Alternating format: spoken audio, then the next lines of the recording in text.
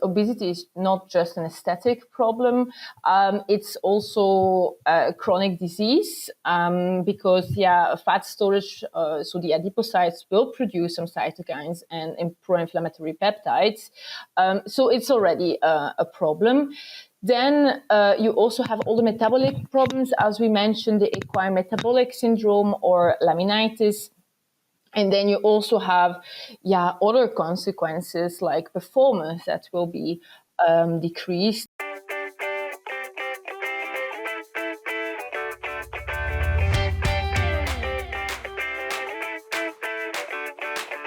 Hello and welcome to another equine-focused episode of the Pet Food Science Podcast, where we dive into the science, trends, and innovations that are shaping the way we feed our horses.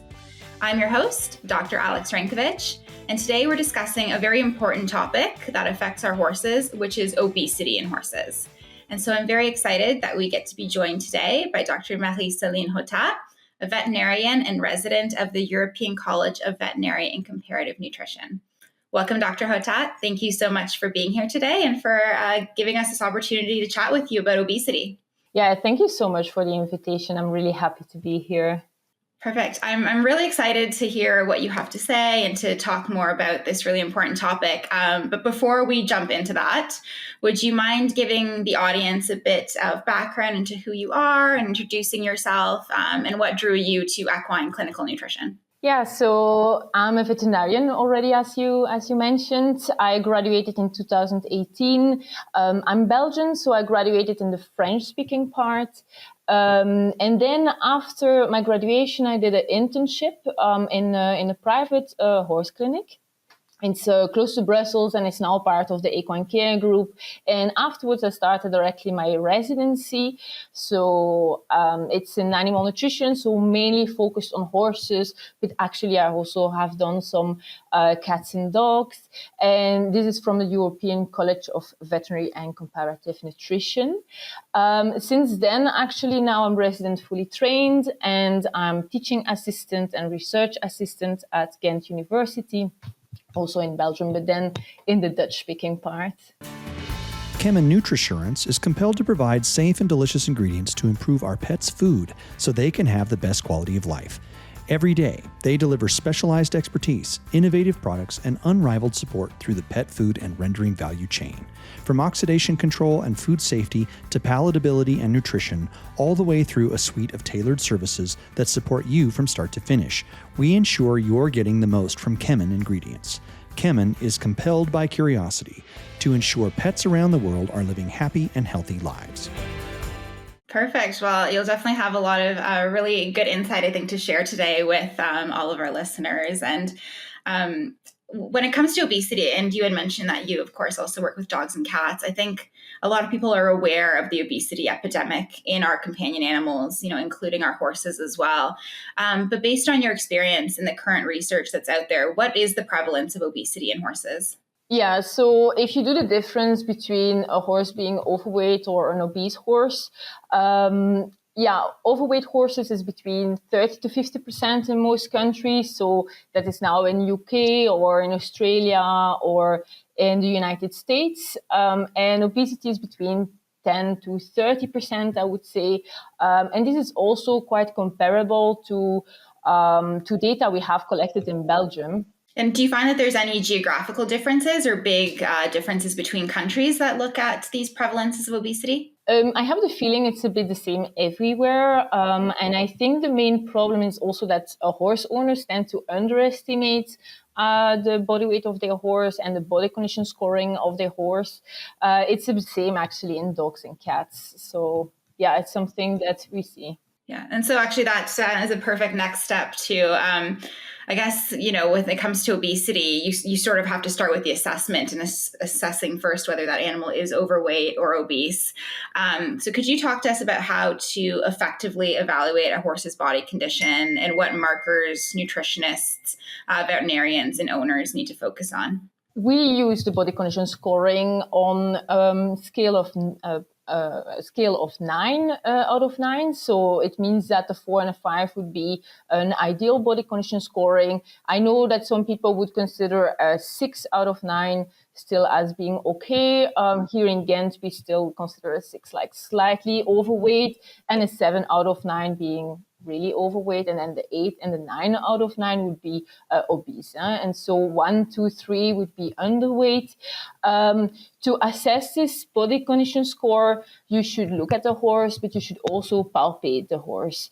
So that is often a mistake that we also see that horse owners do. They just look at it and they give just a general score. So what we usually do is that we look at 6 different points on the horse. And so we evaluate each point on the horse with a different score. So first the neck, of course, there we do the Christie neck score. That is from 0 to 5, with 5 out of 5 being really a lot of fat deposit there. And you can see it sometimes with this the Spanish horses, this kind of stallions where it even falls over because there is so much fat there. Of course, to be a 5 out of 5, it doesn't need to be to fall over. And then we look at the withers, the back, the tail head, and because this is also places where the horse can store fat. So you need to feel, so always with your flat hand to see if it's rather flat or does it fall in, or rather is it a lot of fat storage there. And then the ribs, that's also something really important. First, you should look at it. So do you see the ribs or don't you see the ribs? Well, it's maybe not that easy in winter because, horses have their winter coat. So sometimes you might not see the ribs. But you need to feel it, not just with your fingers. You should really put your hand against the ribs and see, is there a lot of fat there or not? Do I really need to push to be able to feel the ribs or not?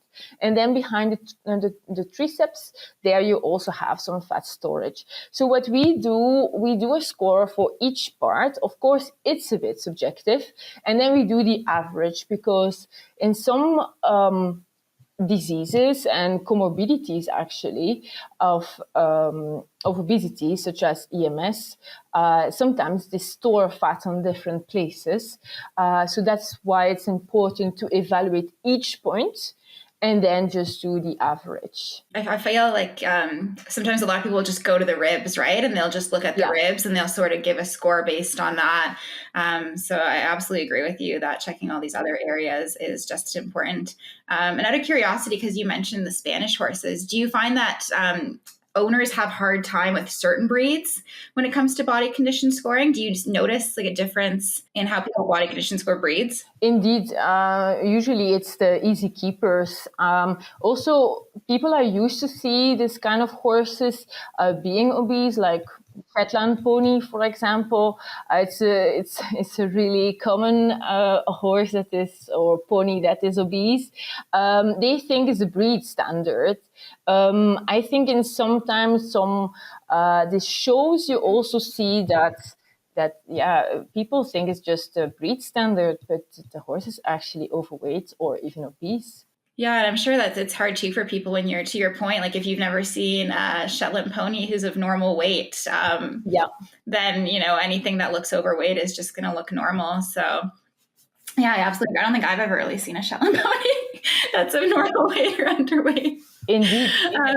And you mentioned some of those comorbidities as well. And so talking about obesity, once it's been identified, why is it a big deal? What are the health complications that arise? And how serious can it become if obesity isn't properly managed? Yeah, so I think first it's good to know that obesity is not just an aesthetic problem. It's also a chronic disease because, fat storage, so the adipocytes will produce some cytokines and pro-inflammatory peptides. So it's already a problem. Then you also have all the metabolic problems, as we mentioned, the equine metabolic syndrome or laminitis. And then you also have, other consequences like performance that will be decreased. And we can easily imagine that if you have a racehorse that's in a good condition and one that is maybe slightly more overweight, he's going to perform much less due to exercise intolerance or heat intolerance. So that's also a big problem. So maybe some people that don't do competitions, they would say, but this is quite okay.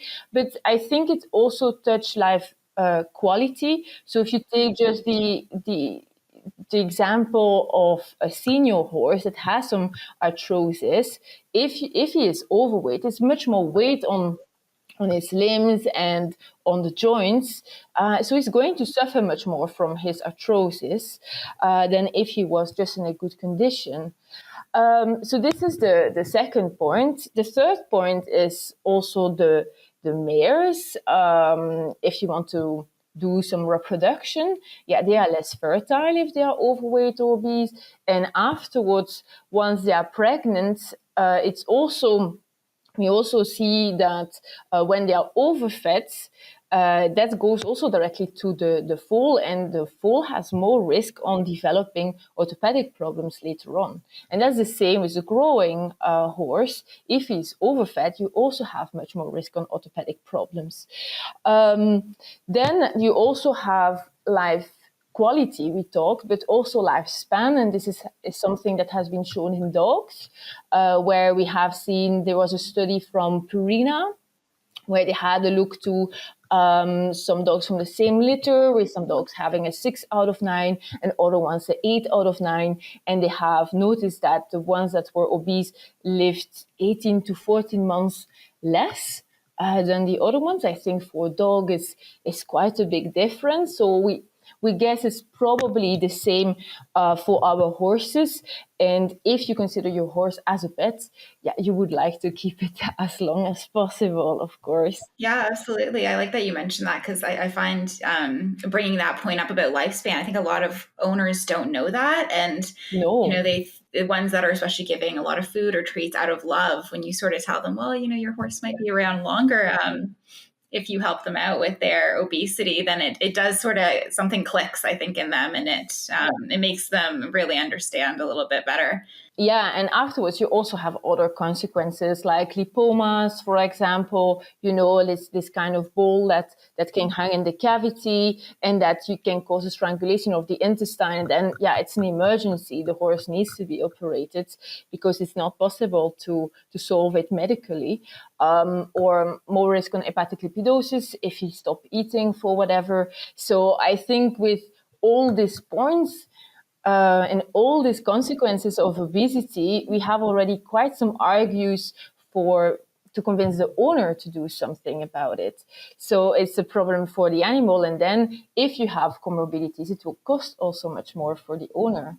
And for some owners, that might also get them thinking a little bit harder too about the changes they need to make. Yeah. So if a horse already is overweight, the owner's on board, you've identified this horse is overweight or obese and needs to lose some weight.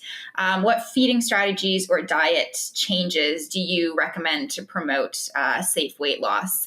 Because I find with horses, I think that's also something that owners struggle with, is this idea that, their horse should always have food and should always be eating. And then you say, well, the horse needs to lose some weight. And I think that gets a little complicated for some people as well, and trying to understand that balance. Yeah, it's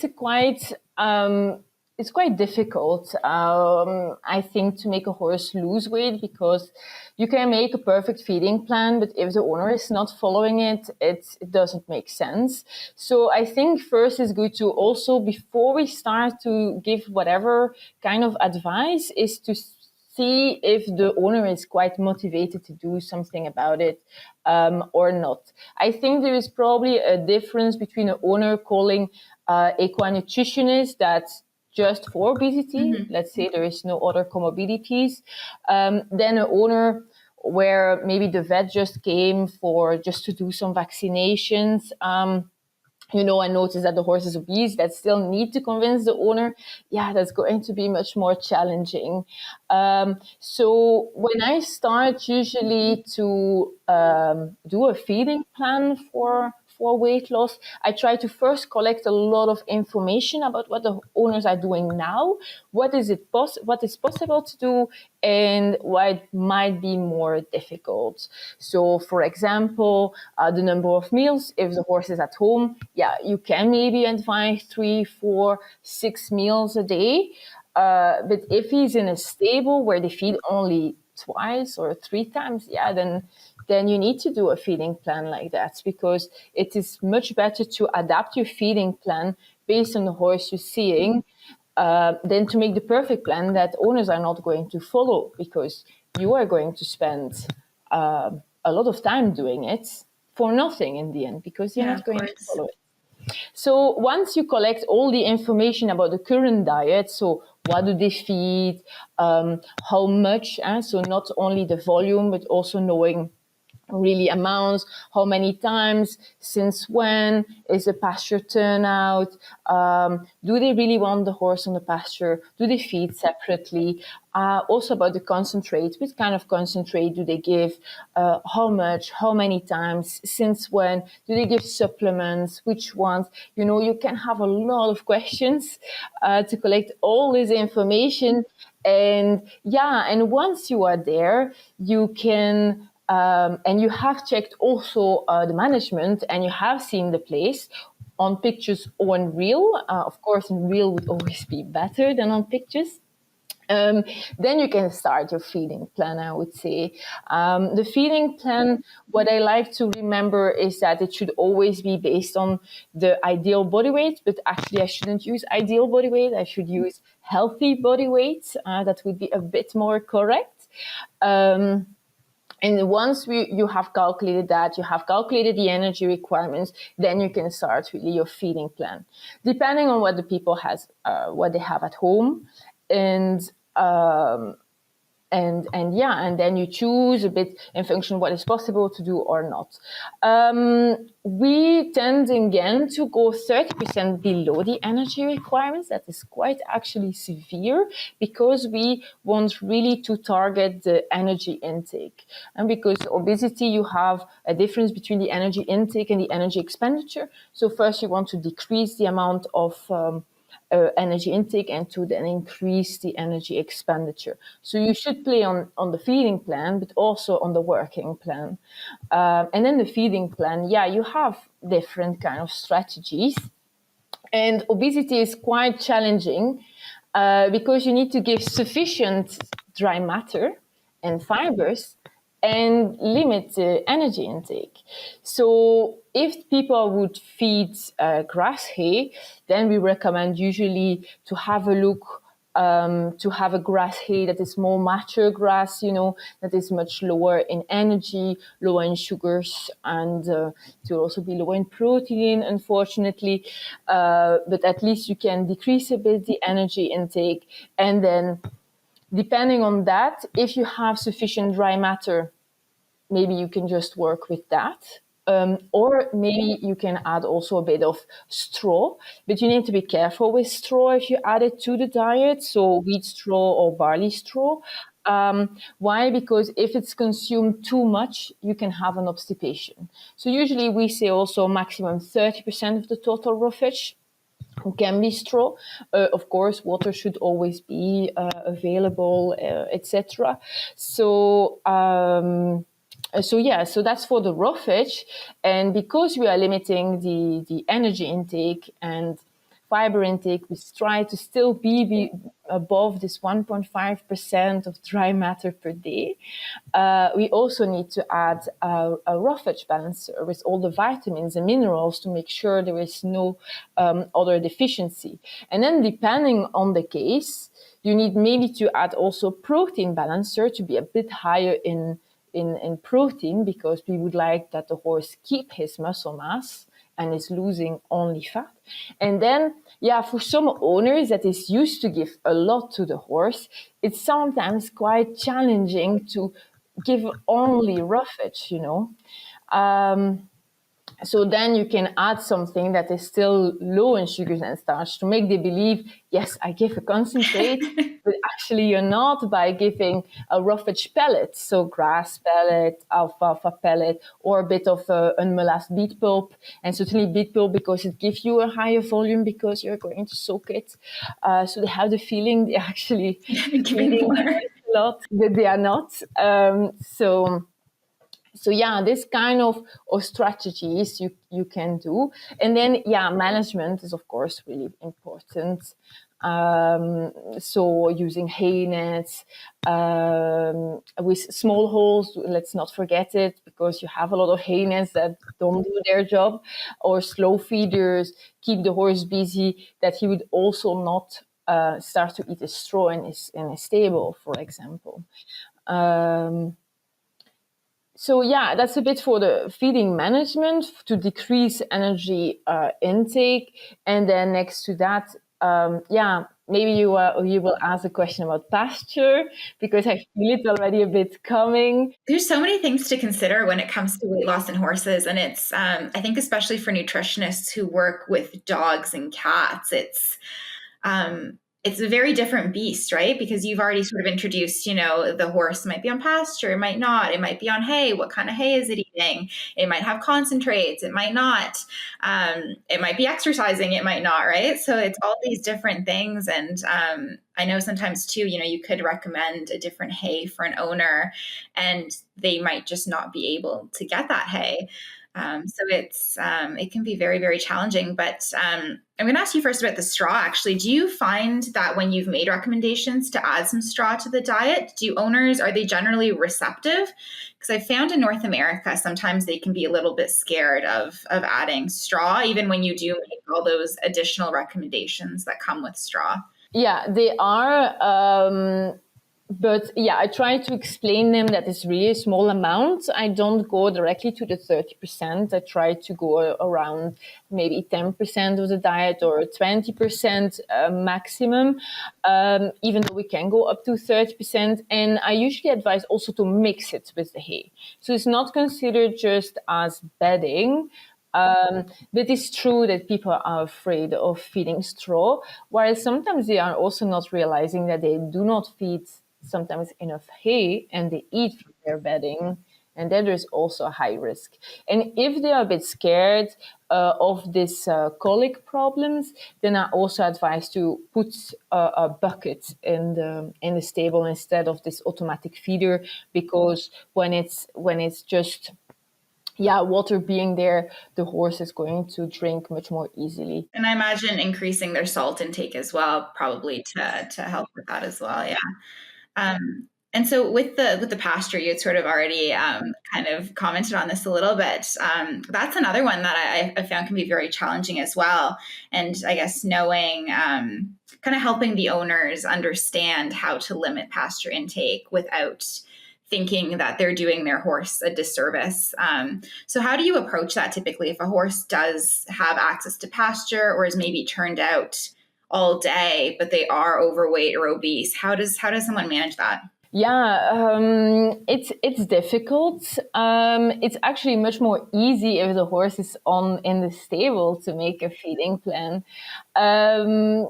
So when they are on pasture, it's really difficult to limit grass intake, because if you start to limit the time they spend in the pasture, that is going to also increase their intake. Because if you compare, for example, a horse that is 1 hour in the pasture and he's 24 on 24, but you take the grass intake just of 1 hour, and then you put a horse just 1 hour in the pasture, the one that just go 1 hour in the pasture and is in the box, he will eat much more. So you cannot really control the grass intake by limiting the time.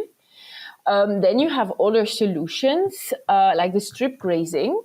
That could be something also, that there is no access to the full pasture and you put some fences and then you move the fences. However, you need also to be careful to not have that part of the pasture that is overgrazed, or because then the grass is under stress, will produce more fructan. So, it's all the time a bit of a balance. And then the other solution we still have is the grazing mask. The grazing mask, first of all, you need a good one that fits quite well because, this Shetland ponies, they're really They're smart. sneaky. Yeah, they're really, really smart and they can get it off easily. So you need really a good one that fits quite well. And the grazing mask will reduce grass intake by 80%. But if you want to really be sure that he's not eating any other calories on top, it's better to keep in the box and go on a sand paddock or sand arena to go out. Just be careful for the sand paddock or sand arena to not feed on there, because sometimes then it falls in the sand and they eat it too, so that can lead to sand colic. What is also you see, so it's always a bit of a balance, and also not more than 6 hours then, because if the horse stays more than 6 hours without eating, then he has some troubles of the acidity in the stomach, and that can lead then to gastric ulcers. So we are not super fan of having pasture turn out when we do a weight loss program, but depending again on the horse owner you're going to have in front of you, you are going to adapt it. So sometimes I still advise the grazing with the grazing mask for a limited period of time. But I tell also the owners the weight loss might not go as expected because there is still this grass intake that is really difficult to estimate. Right. And in those cases, when they really can't limit grass intake, then do you try and increase their exercise to sort of balance that a little bit better? Exactly. So again, there should not be other comorbidities like laminitis to do some recommendations of exercise. And then, the exercise is also something time consuming for the owner. But it's necessary. It's necessary also to keep muscle mass. So that's something that is really important.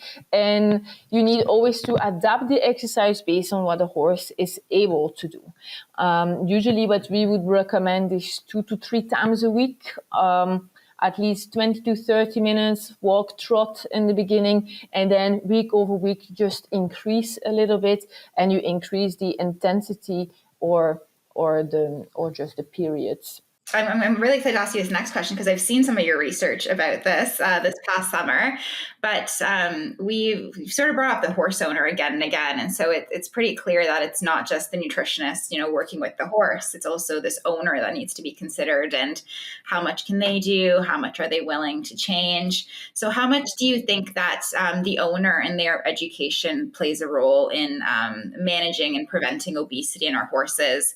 And are there any key messages that you think that equine nutritionists or veterinarians really need to prioritize when they're working with horse owners? Yeah, with horse owners, you need to be quite careful also on the words you're using. So you shouldn't say your horse is fat, or sometimes even say your horse is obese. It's still seen sometimes as something negative, and this has also been shown in human medicine. So never use the word fat as the first thing. And then what I would like to advise is that equine nutritionists or veterinarians should teach the owners. So he would say, look, for me, your horse, it's 8 out of 9, because when you feel here, I would give this score. And when you look at my table, for example, you take a table with you with some images, you see here. So you make him look at the horse, you make him feel the horse, and you also have some drawings, for example, that is much easier for the owners to see and to realize it. And I think the first step for them to do something about obesity is just to realize their horse is overweight or obese. So we see that horse owners cannot evaluate the body condition scoring properly, even though they have already heard about it. So this was a small study we did also in Belgium. And we also, in our small study, instead of putting the scale from the thinniest to the fattest, we have mixed them up. And there we had a quite big surprise. We saw that people overestimated. But yeah, it means that they can still not do it properly because only 30% estimated right. So this was a bit surprising for us. Of course, you need to know that this is a small group. It was only 78 horses. So yeah, it just shows that the experience of the person, if they know already the body condition score in advance, it didn't influence our results at all. And in our small study, we haven't used also the words obese fat. So with the images that were just mixed randomly, there was no description. So it was only images to try to not bias the owner by, yeah. And I have the feeling that when you have a scale that goes from 1 to 9, with the 1 out of 9 is really skinny and the 9 out of 9 is obese, I have the feeling that people would just pick the middle. Yeah, absolutely. And just assume that's the correct one and the safest option. Yeah, exactly. So yeah, we were a bit surprised by these results, but of course, yeah, it's a small region. It was only 78 horses. It's just surprising though, compared to dogs and cats, right? Because we have research with the opposite that usually, a pet owner will see their fat animal and think it's fine. And were all the horse owners in the study, I guess they weren't their own horses that they were body condition scoring. They were, okay. Yeah, it's their own horse, or if it's a rider, it's the horse they ride, or if it's a caretaker, it's the horse they take care of. Interesting. I also, I'd like to know your thoughts on this, but I find you had sort of mentioned it already, that certain disciplines will just have horses that are maybe more overweight than others, and that's sort of the standard for that discipline. So how do we tackle that when you know that a horse is overweight and the owner knows that it's overweight, but at the same time they're like, well, this is what the judges want, or this is what the horse should look like compared to the other horses that it's competing against? Like I found that very challenging to have that conversation because the owner is aware, but at the same time they just don't want to make any changes because of what the shows that their horse will be entering. Yeah, indeed. I think that is really, really, really difficult. We should target then the horse show and judges there, maybe then the horse owner. Yeah, I think that if the owner is not motivated to do it, he will not do it. And as a lot of people would say, 1 is better than 0. So I prefer to do some small changes than just a complete feeding plan where you cannot, he's not going to do anything about it. But actually, I agree with you that when it's about these horse shows, it's really, really difficult to make them change. I think some small changes is already better than nothing. Yeah, absolutely. Yeah, it's challenging. Yeah, I think you're right though about maybe the judges need to be right. You need to kind of start from the top and work it down. Otherwise, things won't change if that's what people think is what their horse should look like. So, yeah, it's an interesting problem, and I don't know what the solution is, but hopefully one day it starts to kind of shift a little bit. Yeah. I'm also teaching assistant, so I try to motivate the students to do the body condition scoring properly and to really explain also to the owner. I think that in the studies of vets, we should really do an effort on teaching them, and that they can teach other people, and that is actually just like a circle. Absolutely. You influence a few people and they influence other people. And equine nutritionists should be just the same. I think when they go around, they should explain to the owners, tell them what is the body condition scoring, how do they do, and just also see if the owner sees it or if he's not seeing it. Yeah, I love that idea of kind of doing it with the owner and sort of telling them what you're seeing and what you're feeling instead of just, giving them the score afterwards and leaving one from that. I think that's great. It's time for our famous 3. A longer, healthier lifespan for our pets. That is EW Nutrition's target. With immunoglobulins, that target is within reach. IGY are a young generation technology platform. An innovative solution that has been tried and tested over the last decades and can now yield tangible benefits. Immunoglobulins from egg yolk improve the animal's response to pathogens in the gut or in the mouth. They're easy to administer, they're perfectly safe, and they just work. Made with passion, proven with science. So this is, you've shared some really fantastic insight, and it's been really, really great talking to you about this. But before we wrap up, I'm going to ask you sort of some more interesting, I guess, fun questions to give the listener a bit of insight about who you are as a nutritionist. So do you have any favorite resources or books related to equine nutrition that you would recommend for someone wanting to learn more? Yeah, there is the clinical equine nutrition book that I will recommend. Of course, there is the NRC that is a bit the Bible, I would say. But yeah, this other book, they have a new version here in 2023 with a new research. So I think this is a really interesting. I like that book. It has some good pictures too. Yeah, it's a little. I think it's a little easier to read than the NRC because of the figures and graphics in there. That's great. And if you were to give a piece of advice to someone who was wanting to work in equine nutrition, whether as a nutritionist or in a related role, what would you tell them as your one piece of advice? Yeah, so first I would say maybe good luck, because horse owners are not always the easiest. And then, yeah, of course, trying to have a good background, try to follow a lot of courses, read a lot, have a lot of knowledge. And I think it's not only always about the knowledge, it's also about some psychology, to learn how to communicate, how to talk to the owner, how to motivate them, how to motivate them.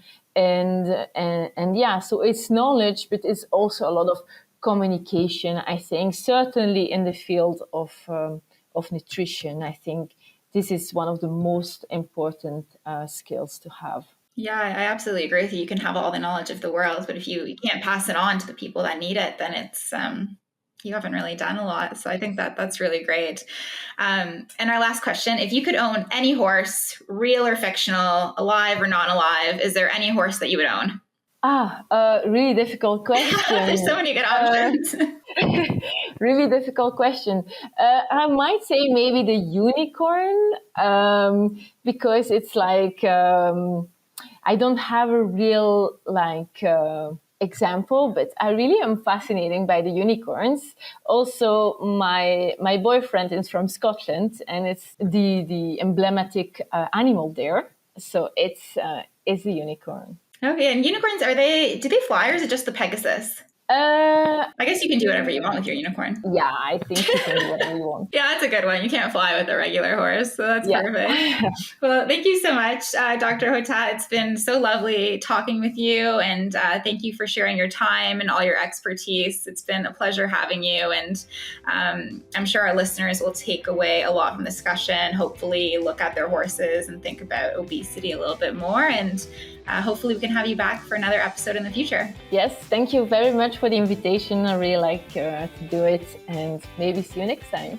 Yeah, of course. And with that concludes another episode of the Pet Food Science Podcast. Thank you for joining us today, and please don't forget to subscribe and stay up to date as we talk about other fun equine health and nutrition related topics.